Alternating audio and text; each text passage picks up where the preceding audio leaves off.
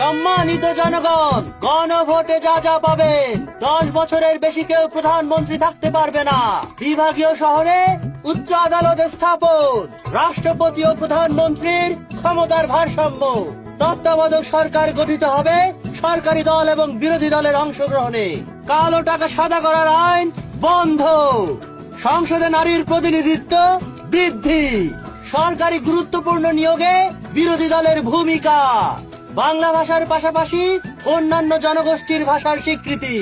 সংবিধান পরিবর্তনে গণভোট, আর পরিবর্তন চাইলে হ্যাঁতে ভোট দিন। সম্মানিত জনগণ, নির্বাচনে শরিক হন। দেশের চাবি আমার হাতত দিন গণভোট। পরিবর্তন চাইলে এবার